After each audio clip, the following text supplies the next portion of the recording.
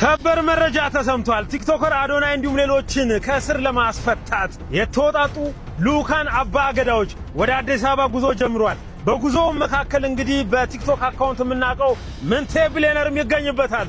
እንዲሁም ገዳ ኢንቨስትመንት ግሩፕም ሌላ ሐሳብን ይዞልን መጥቷል። ይህን መረጃ ሁላችሁም እስከ መጨረሻው በማድመጥ ለወዳጅ ወገኖቻችሁ ሼር በማድረግ ሐሳቡን እንድታጋሩልን ስንል በትህትና እንጠይቃለን። በገዳ ስርዓት ወጥተው ይቅርታን ጠይቀው ህዝብን ታርቀው ኃላፊነትን ይህ ተቋም ወስዶ ህዝብ ጋርም የሚቀላቀሉ ይሆናልም ብለውናል። በቲክቶከሩ እንዲሁም ደግሞ በሌሎቹ ጉዳይ እኔም ከዚህ በፊት የግል አስተያየትን ስሰጥ እንደነበር ሁላችሁም ታውቃላችሁ። አሁን ግን ጉዳዩ በአባ ገዳ ስለተያዘ ያው እኔም ፍሮም ሳም አይደለው ከማዛመድ ከማስታረቅ ውጭ አማራጭ የለኝም በሚል እኔም ተቀላቀያለሁ። እንግዲህ ሰላም ለሁላችሁ። ዛሬ የምናወራው ስለ ሰላም፣ ስለ ፍትህና ስለ ወጣቶች ዕጣ ፈንታ ነው። አባቶቻችንን ያቆዩልን። የገዳ ስርዓት ግጭትን በግፍ አይፈታም፣ በእርቅ ይፈተዋል። ግጭት ሲኖር የመጀመሪያ የሚመረጠው መንገድ ውይይት ነው። ቅጣት ከመጀመሪያው አይመጣም፣ እርቅ ይቀድማል። ሰው ይሰማል፣ ማህበረሰብ ይታረቃል።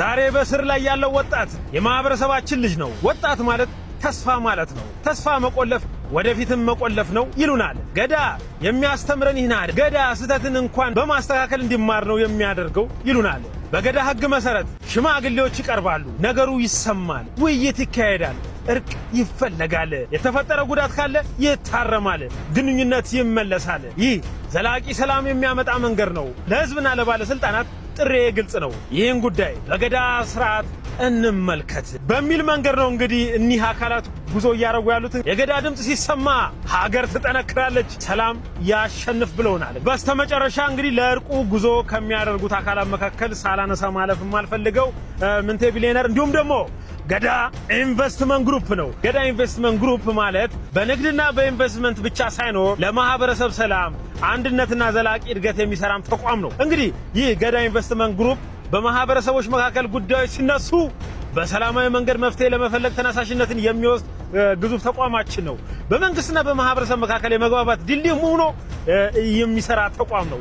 ይህ ተቋም ውይይት፣ መግባባትና እርቅን በማበረታታት ዘላቂ ሰላም እንዲሰፍንም የሚረዳ ሲሆን ገዳ ኢንቨስትመንት ግሩፕ እንግዲህ በወጣት ትውልድ ላይ ልዩ ትኩረትን የሚሰጥ ወጣቶችን በማስተማር በማስተዋወቅና በማበረታታት ኃላፊነት ያለው ሰላምን የሚያከብርና ለማህበረሰብ ጥቅም የሚሰራ ትውልድ ለመፍጠር እየሰራ ይገኛል። ይህ ተቋም እንግዲህ የእውቀት ማስፋፋት፣ የአመለካከት ለውጥና ኢምፓወርመንትን የሚገልጽልን ዋና ትኩረት የያዘ ነው።